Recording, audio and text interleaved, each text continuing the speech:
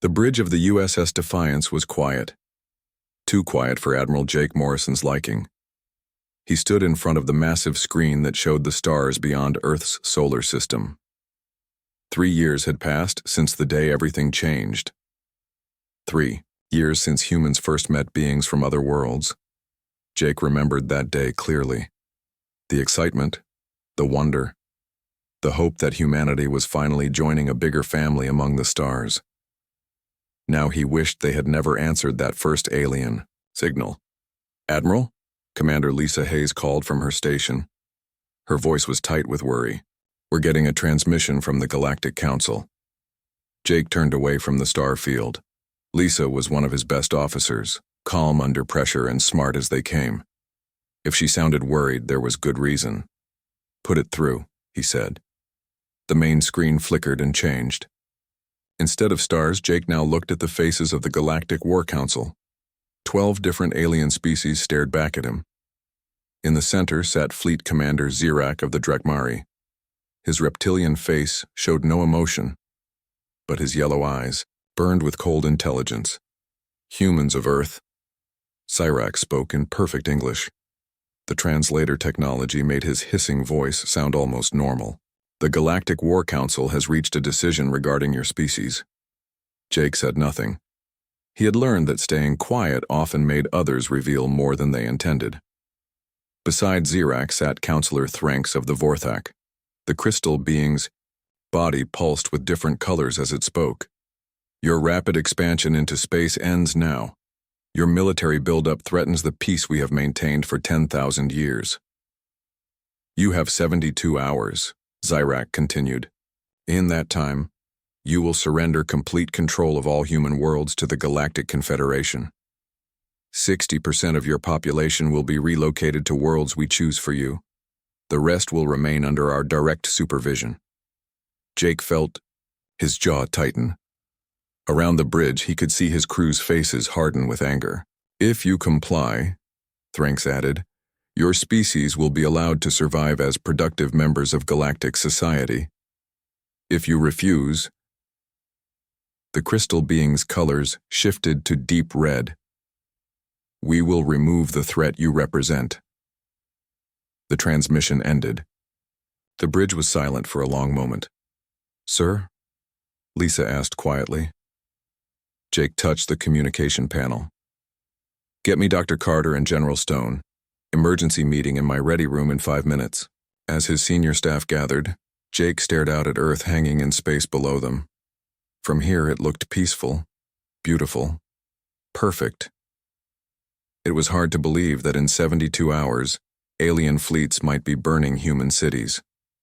Dr. Alex Carter arrived first. As Earth's chief expert on alien life, he had spent 3 years studying every piece of information about the 12 species of the Galactic Confederation.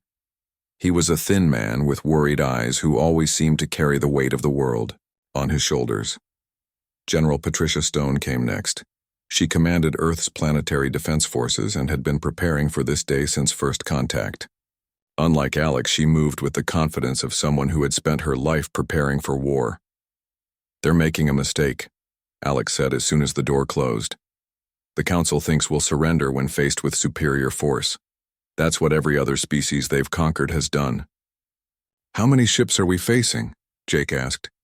Patricia pulled up a holographic display. "Intelligence estimates 3,000 warships. We have 200 operational vessels. 15-to-1 odds," Jake said quietly. "It gets worse," Patricia continued. "Their technology is centuries ahead of ours. Energy shields, quantum weapons, faster than light drives that make ours look like rowboats." Alex shook his head. "They don't understand us at all. Every species they've faced before was hierarchical. Cut off the head and the body dies. They think humans work the same way. Don't we?" Jake asked. "No," Alex said firmly. "Humans are different. We're tribal, but in a unique way. When threatened, we don't look for leaders to surrender for us, we fight harder." Patricia nodded. "I've been running war games for 3 years. Every scenario ends the same way. We can't win a conventional war against them. Then we don't fight." "A conventional war," Jake said. He opened a secure channel to Earth. President Helen Brooks appeared on the small screen. She was in the White House Situation Room surrounded by advisors and military leaders. Her face was grim but determined. "Jake," she said, "I assume you got the same message we did?" "Yes, ma'am. What are your orders?" The president was quiet for a moment. Around her, Jake could see heated discussions happening. Some advisors were clearly arguing for negotiation. Others looked ready for war. "The council wants an answer," President Brooks said finally. "They expect us to beg for mercy, to offer them tribute, to negotiate for better terms." "What do we tell them?" Jake asked. President Brooks looked directly at the camera. Her voice was steady and clear. "Tell them to come and take it." The channel closed. Jake looked at his senior staff. Despite the overwhelming odds, despite facing annihilation, he saw no fear in their eyes, only determination. "Patricia, activate Protocol 7, he ordered. "Full war production, civilian evacuations to fortified positions, and all military assets to combat readiness." "Alex, I need to know everything about their weaknesses. Every piece of intelligence we have." Both officers nodded and left the ready room. Jake returned to the bridge and called for the communications officer. "Open a channel to the Galactic War Council," he ordered. The alien faces appeared on screen again. Zyrak leaned forward expectantly. Behind him, the other council members waited to hear humanity's surrender. "Fleet Commander Zyrak, Counselor Thranks, members of the Galactic War Council," Jake began formally. "Humanity has considered your generous offer." He could see some of the aliens relax slightly.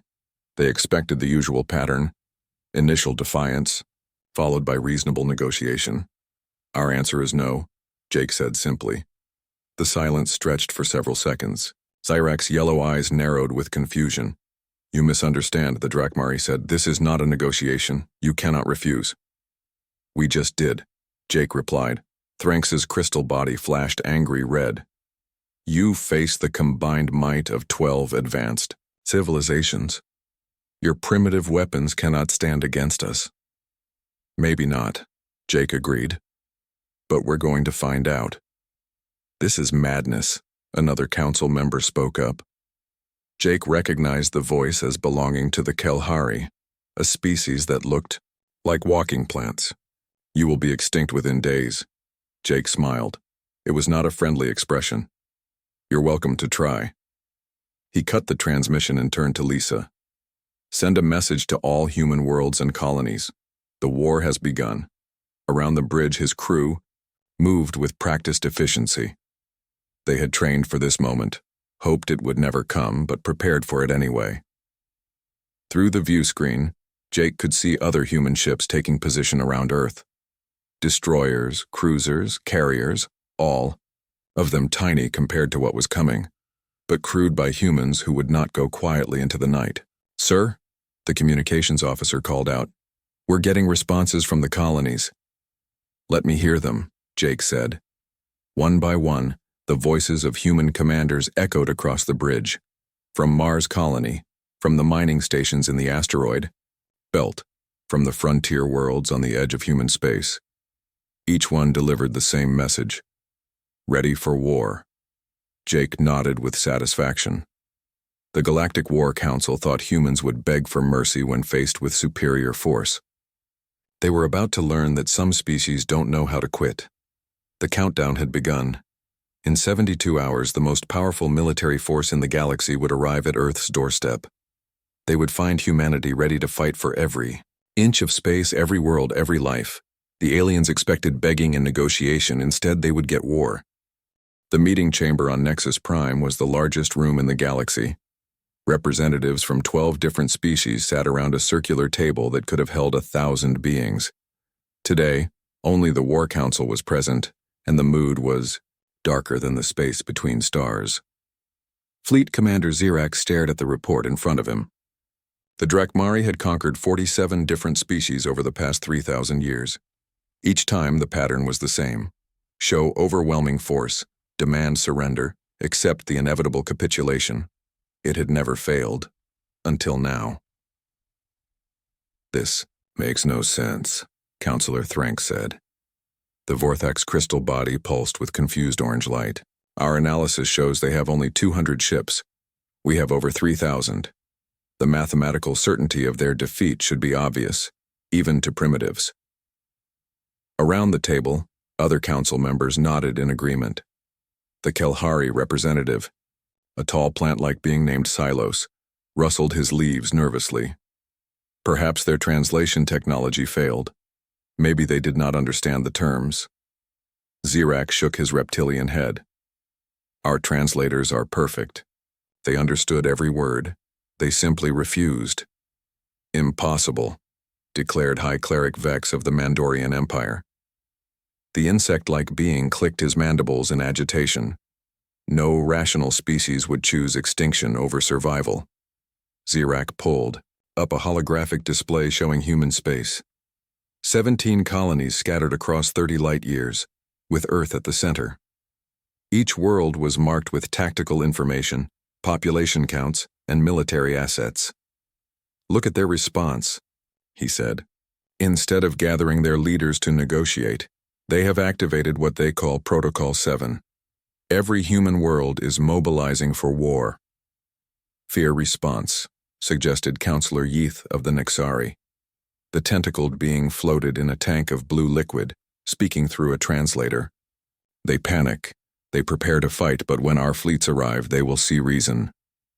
Thranx's color shifted to thoughtful blue. The humans have been studying us for 3 years. They know our capabilities. They know they cannot win. Yet they still refuse to surrender. Then they are simply too primitive to understand reality, Zirak concluded. We will show them. Meanwhile, in human space, a very different kind of meeting was taking place. General Patricia Stone stood in the command center buried deep beneath Colorado's Rocky Mountains. Around her, hundreds of officers and technicians worked at stations monitoring every human world and ship. Report, she ordered. Colonel Bill Murphy, her chief intelligence officer, stepped forward. All colonies are responding to Protocol 7. Military assets are being repositioned, civilian populations are moving to protected sites, and war production is at maximum capacity. Patricia nodded. She had spent 3 years planning for this moment. While diplomats talked and scientists studied, she had prepared for war. What about the outer colonies? She asked. Captain Ryan Torres is coordinating the evacuation of non-essential personnel from the frontier worlds, Murphy replied. But the colonists are refusing to abandon their homes. Patricia was not surprised. Humans had always been stubborn about territory. It was what had driven them to the stars in the first place. On the screen, she could see reports coming in from across human space. Mining stations converting their industrial equipment into weapons. Cargo ships being armed with whatever weapons could be mounted. Civilian volunteers signing up faster than they could be processed. The aliens think we'll break, she said to Murphy. They don't understand that threatening us only makes us fight harder. Far from Earth, Captain Ryan Torres stood on the bridge of the transport ship New Hope. Through the view screen, he could see the colony world of Haven spread out below. It was a beautiful planet, with green continents and blue oceans that reminded him of Earth. Captain, his communications officer called out. The colonial governor is refusing evacuation orders. Ryan was not surprised. Governor Kate Williams had spent 15 years turning Haven from an empty rock into a thriving world of 2 million people. She would not abandon it easily. Put her through, he ordered. Governor Williams appeared on the main screen. She was a tough woman in her 60s with gray hair and determined eyes. Behind her, Ryan could see the Colonial Council and several military officers. Captain Torres, she said without preamble, I understand you're here to evacuate us. Governor, the alien fleet will be here in 3 days. Your defensive platforms can't stop them. Maybe not, Williams replied. But we're not running. Ryan felt a familiar surge of pride in his species. Even facing impossible odds, humans refused to quit. Governor, at least let us evacuate the children and non-combatants. Williams considered this. The children, yes. But every adult who wants to stay and fight has that right. Over the next 48 hours, scenes like this played out across human space. Some civilians evacuated to safer worlds. Others chose to stay and fight. Military units repositioned themselves not to retreat, but to make the aliens pay for every inch of ground. Dr. Elena Vasquez worked in a hidden laboratory on Earth's moon. Officially, she was researching alien technology for peaceful purposes. In reality, she was part of Project Prometheus, humanity's most classified weapons program. "Status report," she said to her team. Dr. Carl Rodriguez, her weapons specialist, looked up from a captured alien device. "We've managed to reverse engineer their basic shield technology. It's not perfect, but it should provide some protection." "What about their weapons?" Elena asked. "That's more difficult," Carl replied. "Their quantum torpedoes use principles we barely understand, but we've found something interesting." He brought up a holographic display showing the internal structure of an alien weapon. "Their technology is incredibly advanced, but it's also incredibly specialized. It's designed to fight other advanced civilizations that follow galactic warfare conventions." Elena studied the display. "Meaning?" "Meaning their shields are calibrated to stop energy weapons and quantum attacks. They might not handle kinetic impacts as well." Elena smiled. Humans had always been good at improvising. Back on Nexus Prime, the War Council was reaching a decision. Zyrak stood before the assembled representatives, his yellow eyes burning with cold determination. "The humans have had their chance," he announced. "They have chosen destruction over wisdom. We will grant their wish." Threnx's crystal body glowed with military precision. "How many ships do we commit to this pacification?" 50 ships should be more than sufficient," Zyrak replied. "We do not want to appear to overreact to a primitive threat." Counselor Yeath floated forward in his tank. 50 ships to destroy 200? That seems excessive. "The humans need to be taught a lesson," Zyrak said. "But they also need to survive to serve the Confederation. We will break their military, destroy their ability to resist, and then accept their surrender." High Cleric Vex clicked his approval. "A measured response. Show them the futility of resistance without genocide." The War Council voted unanimously to begin the pacification of human space. 50 ships were detached from the main fleet and ordered to human space under the command of Admiral Kren, a veteran Drekmari officer. Admiral Kren had fought in 12 different conflicts and conquered 4 species. He viewed the human assignment as a routine operation. Primitive species always fought briefly before surrendering. The humans would be no different. As his fleet prepared to enter human space, Kren reviewed the intelligence reports. 200 ships, mostly small vessels with basic weapons. 17 lightly defended colonies. No significant defensive installations. "This will be over in days," he told his staff officers. On Earth, Admiral Jake Morrison received word that the alien advance fleet was approaching human space. 50 ships against humanity's entire fleet of 200. The aliens were being cautious, but they still held overwhelming technological superiority. "Orders, sir," Commander Lisa Hayes asked. Jake looked at the tactical display showing human defensive positions. Every ship, every station, every world was ready to fight. "Send a message to all commands," he ordered. "The enemy is coming. Make them pay for every victory." As the alien fleet crossed into human space, they expected to find fear and confusion. Instead, they found humanity ready for war.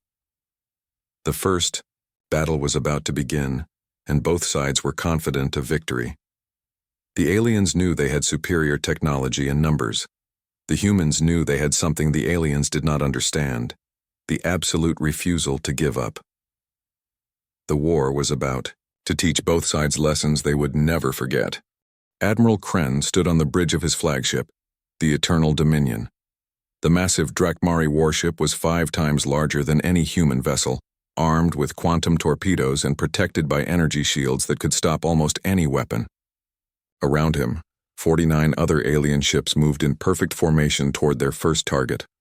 Proxima Station hung in space ahead of them like a metal flower. It was humanity's furthest outpost, a mining station that processed rare metals from the asteroid belt. Intelligence reports said it was defended by only 3 human ships. and had a population of 5,000. A simple beginning, Kren told his tactical officer. Destroy the defending ships, demand surrender of the station. When they comply, we move to the next target. The tactical officer, a young Drakmari named Zeth, studied his displays. Sir, the human ships are not retreating. They are moving to intercept us. Kren looked at the tactical screen with mild interest. 3 small human ships were indeed moving toward his fleet. It was like watching insects fly toward a flame. Their courage is admirable, he said. Destroy them quickly. We have a schedule to maintain. On the bridge of the human destroyer Relentless, Commander Nick Bradley watched the alien fleet approach. His ship was tiny compared to the alien vessels, armed with nuclear missiles and kinetic weapons that seemed primitive next to alien technology.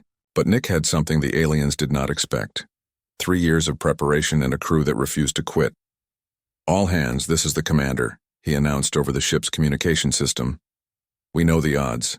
We know what we're facing, but we also know who we are. We are human. We do not surrender. We do not retreat. We fight. The crew responded with a cheer that echoed through the ship's corridors. Nick smiled grimly. The aliens had superior technology, but they had never faced humans in battle. Helm, take us in, he ordered. The Relentless accelerated toward the alien fleet, followed by the destroyers Defiant and Courage. 3 ships against 50. In any logical calculation, it was suicide. Admiral Kren watched the human ships approach with growing confusion. They should be trying to escape or calling for surrender. Instead, they were attacking. Sir, Zeth reported, the lead human ship is targeting our flagship. Impossible, Kren replied. Their weapons cannot penetrate our shields. The first human missiles struck the Eternal Dominion's shields and exploded harmlessly. Kren nodded with satisfaction. As expected, human weapons were useless against superior alien technology. Then the Relentless did something no alien ship had ever done in 10,000 years of galactic warfare. Instead of retreating after its weapons failed, it accelerated, directly toward the alien flagship. What are they doing? Kren demanded. They are on a collision course, sir, Zeth replied, his voice rising in alarm. They cannot be serious. No rational being would destroy their own ship. The Relentless slammed into the Eternal Dominion's shields at full speed. The human ship was destroyed instantly, but the impact overloaded the shield generators.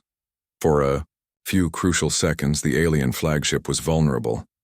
The Defiant and Courage seized the moment, launching every missile they had at the unprotected alien ship. Nuclear warheads exploded across the Eternal Dominion's hull, causing massive damage. Admiral, Kren found himself thrown across his bridge as his ship shuddered under the impacts. Half his crew was dead or injured, and his flagship was crippled. How is this possible?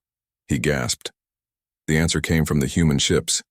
The Defiant, its weapons exhausted, followed the Relentless's example and rammed another alien vessel. The Courage, damaged and burning, targeted a third ship and crashed into its engine section. In less than 10 minutes, 3 human ships had destroyed or crippled 4 alien vessels. It was a trade ratio that defied all military logic. Captain Susan Clark commanded the defense of Proxima Station.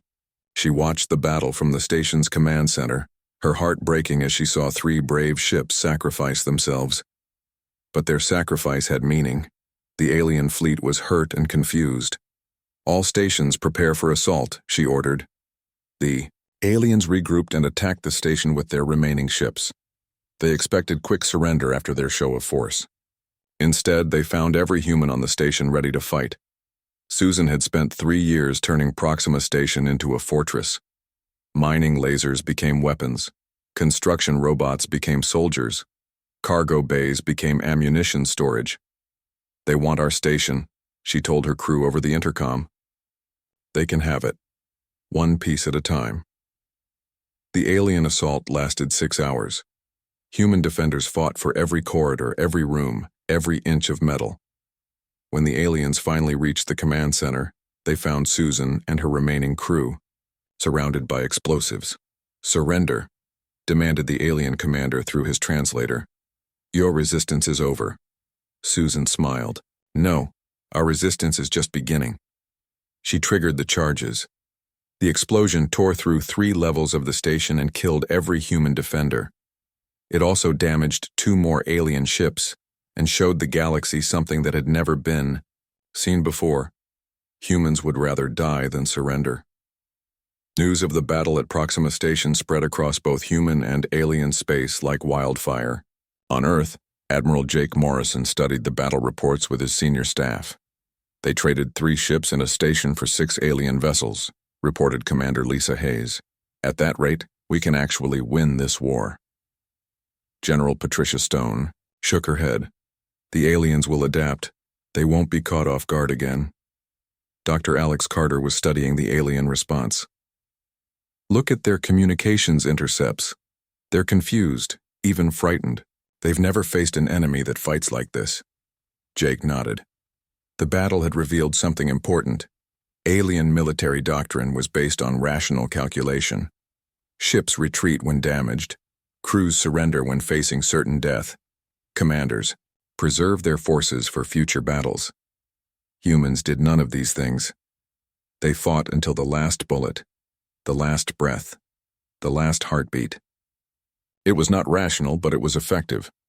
Lieutenant Colonel Danny Foster commanded the defense of Mining Station Alpha 7.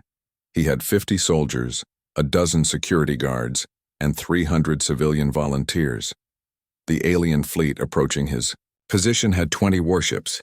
Colonel, his communications officer, reported, "The alien commander is demanding our surrender." Danny looked around at his people.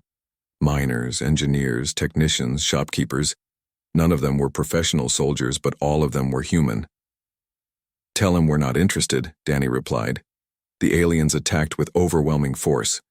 They had learned from Proxima Station and were taking no chances. But Danny had also learned.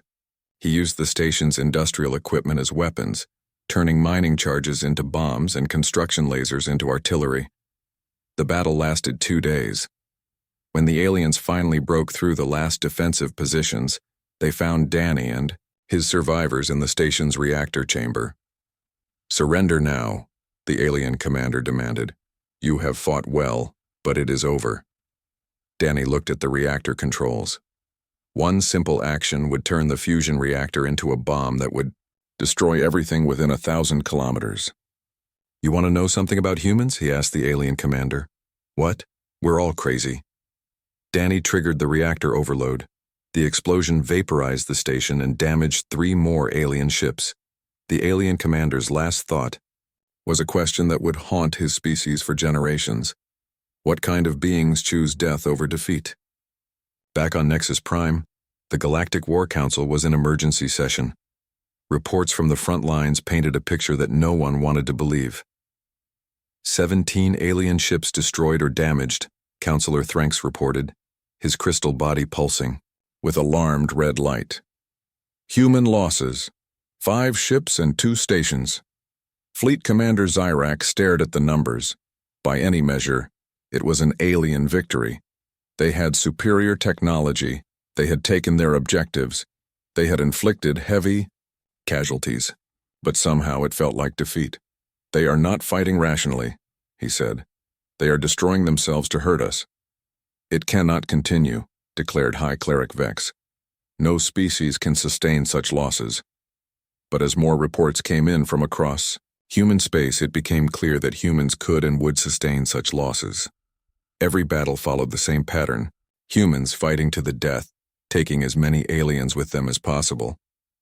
Admiral Kren, recovering from his injuries, sent a message that chilled every member of the War Council. "Request reinforcements. These humans do not know how to surrender." For the first time in 10,000 years, the Galactic War Council faced an enemy they did not understand. An enemy that treated certain death as an acceptable price for victory. The war was just beginning, and already the aliens were learning that some species could not be conquered, only destroyed. The question was whether they had the stomach for genocide. 3 months had passed since the first shots were fired.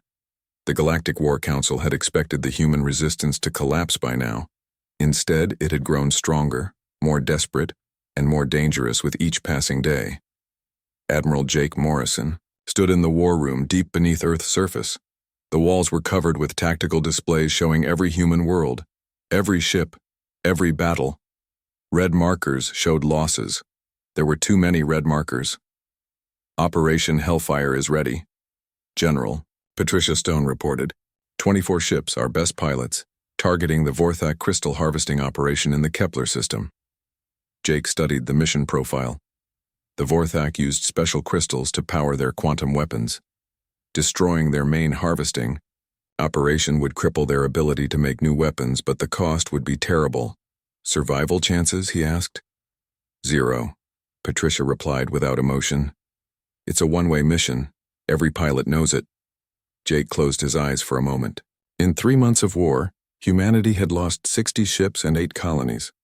But they had also destroyed over 100 alien vessels and forced the Galactic Council to commit more and more resources to what should have been a simple conquest.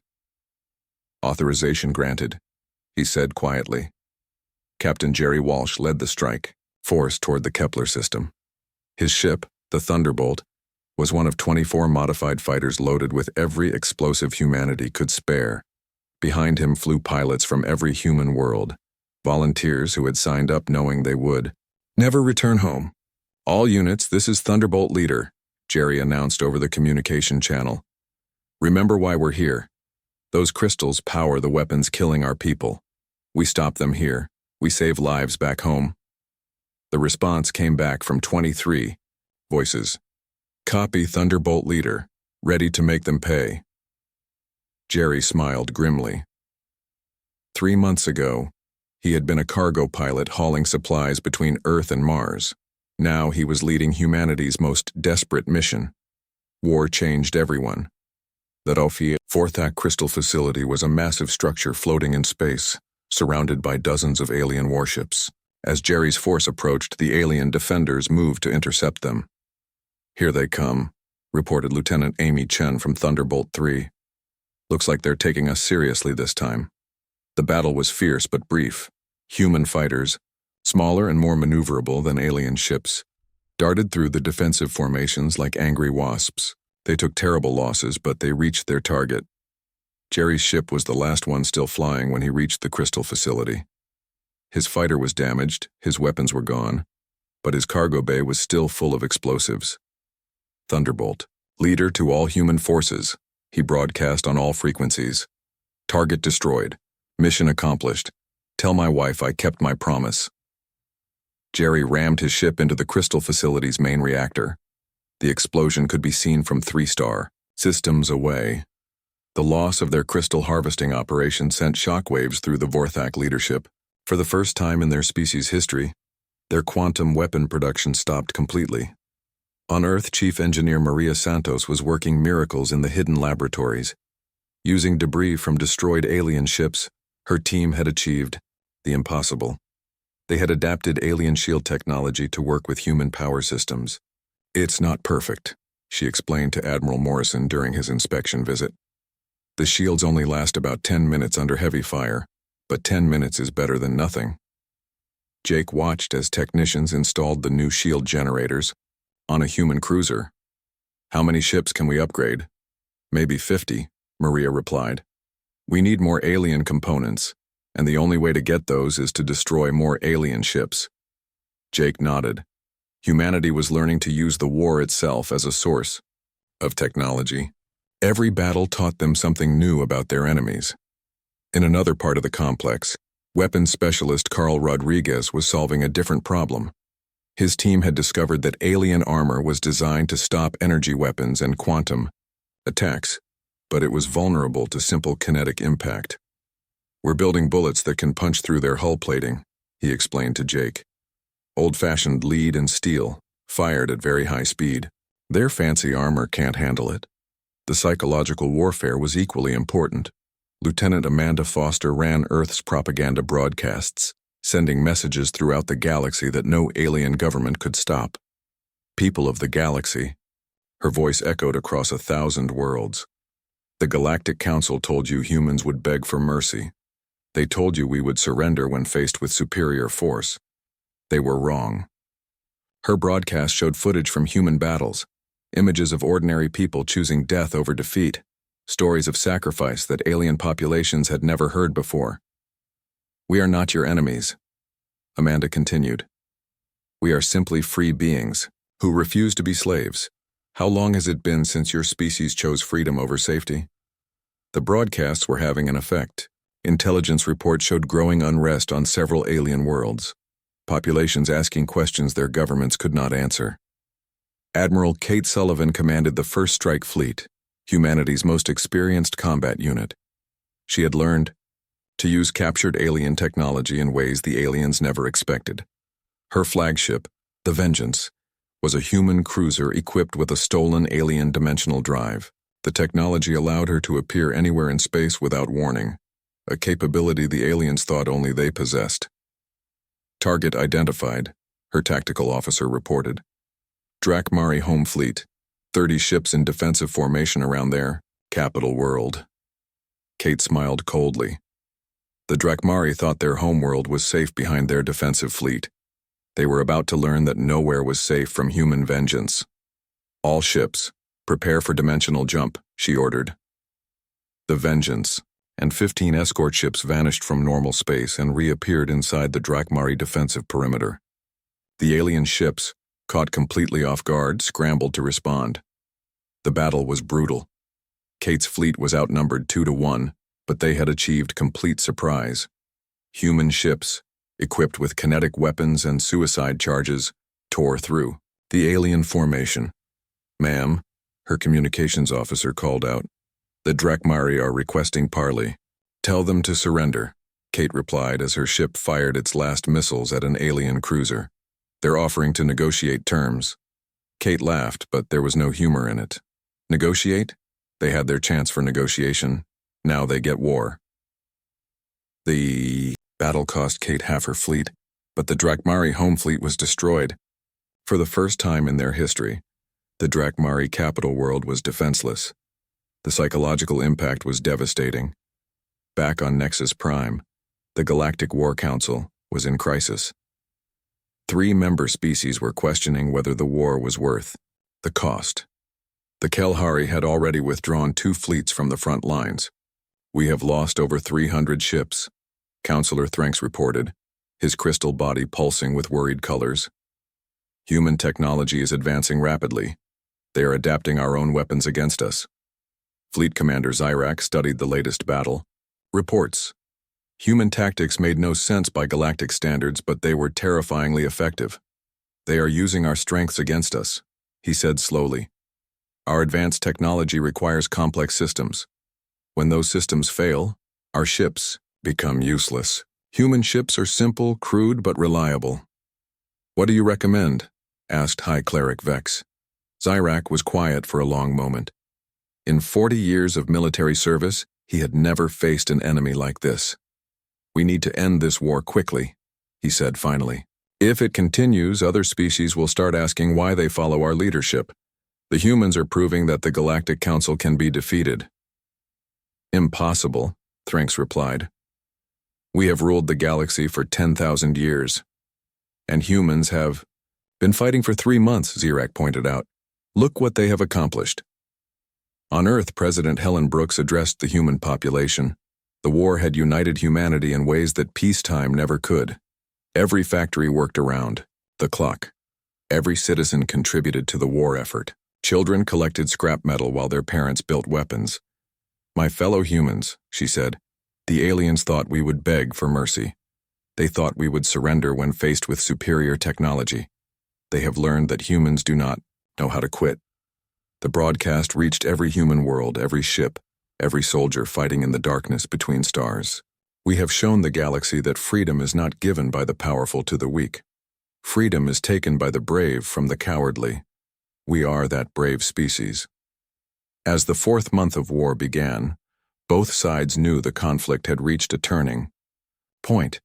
The aliens still had superior numbers and technology, but humans had something that could not be measured in ships or weapons: the absolute refusal to accept defeat.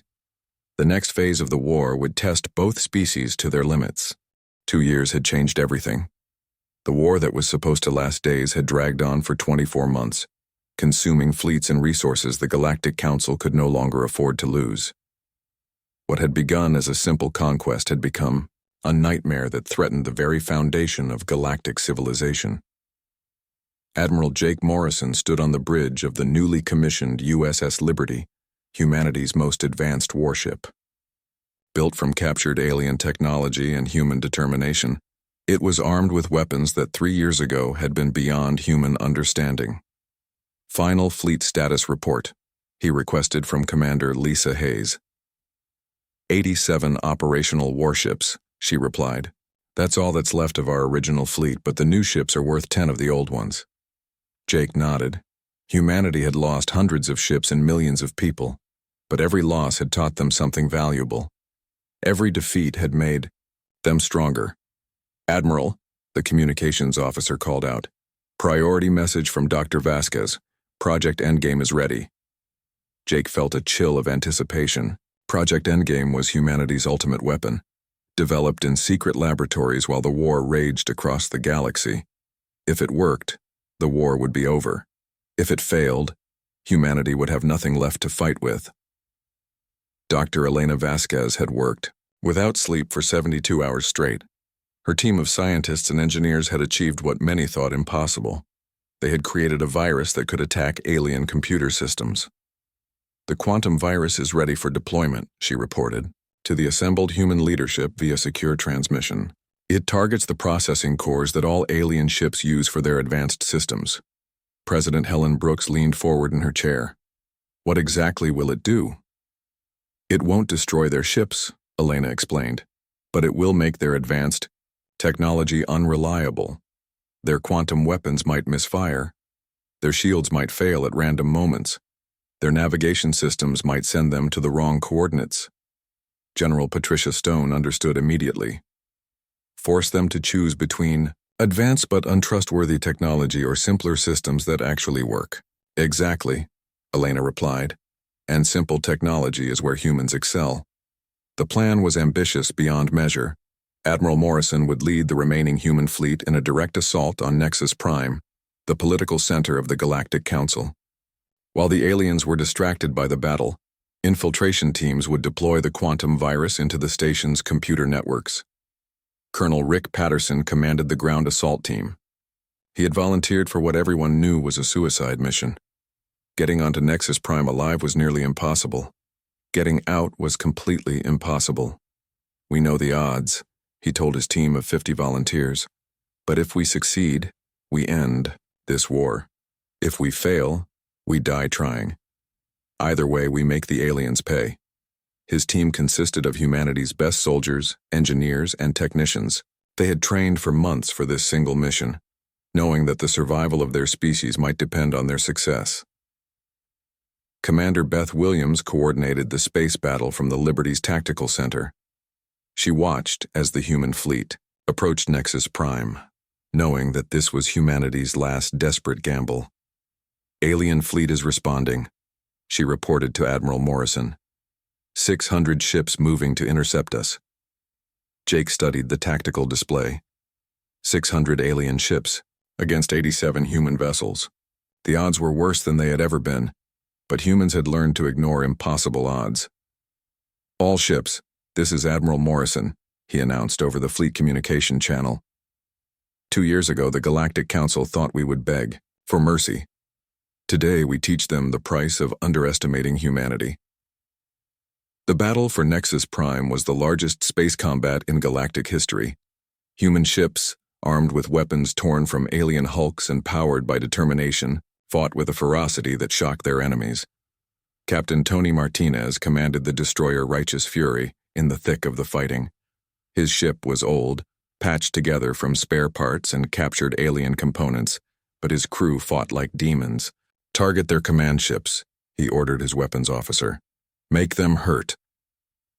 The Righteous Fury danced through the alien formation, its guns blazing. Human tactics had evolved during 2 years of war. No longer did they simply charge straight at the enemy. Now they fought smart, using their smaller ships' mobility to confuse and outmaneuver larger alien vessels. While the space battle raged, Colonel Patterson's team infiltrated Nexus Prime itself. The massive station was the size of a small moon. filled with representatives from 12 different species and protected by the most advanced security systems in the galaxy. "Move fast, stay quiet," Patterson whispered to his team as they made their way through the station's maintenance tunnels. "We get one chance at this." The team split into smaller groups, each targeting a different computer network node. They had studied the station's blueprints for months, memorizing every corridor, every access point, every security checkpoint. Sergeant Linda Foster planted the first virus deployment device in the station's main data core.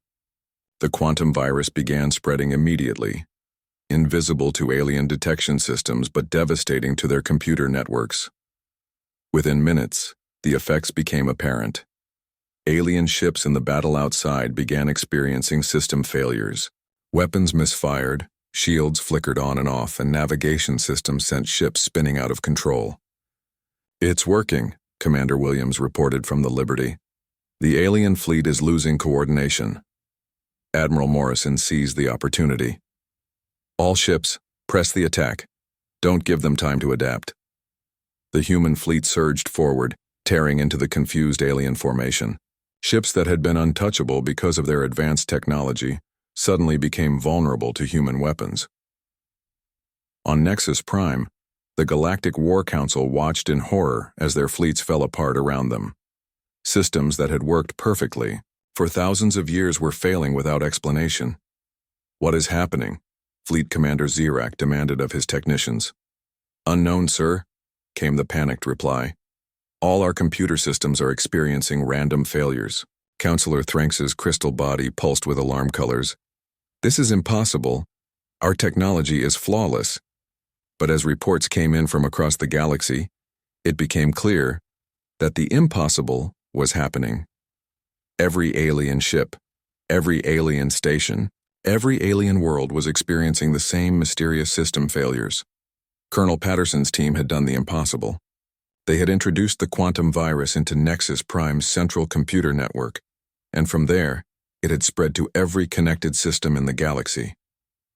"Sir," Patterson's communications specialist whispered urgently, "alien security forces are converging on our position." Patterson looked at his remaining team members. Half had been killed or captured during the infiltration, but their mission was complete.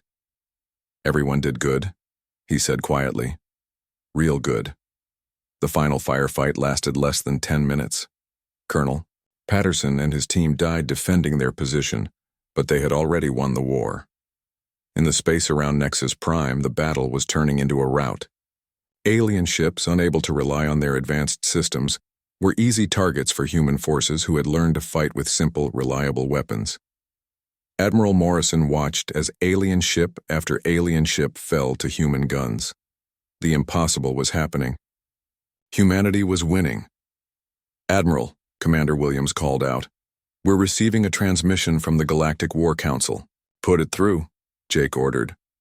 Fleet Commander Zirak appeared on the main screen. The reptilian commander looked older, more tired than Jake had ever seen him.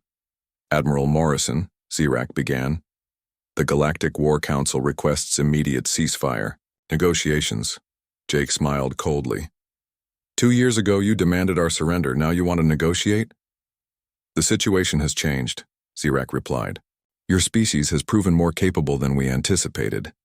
"More capable?" Jake laughed. "Commander, we've proven that we don't know how to quit." The negotiations took place on Nexus Prime itself, in the same chamber where the War Council had voted to destroy humanity. This time, Admiral Morrison and President Brooks sat at the table as equals, not as conquered subjects. "The Galactic Council offers humanity full membership in the Confederation," Zirak announced. "Equal status with all member species." President Brooks looked around the table at the alien representatives. 2 years of war had cost both sides dearly, but it had also taught the galaxy a valuable lesson. "We accept," she said simply.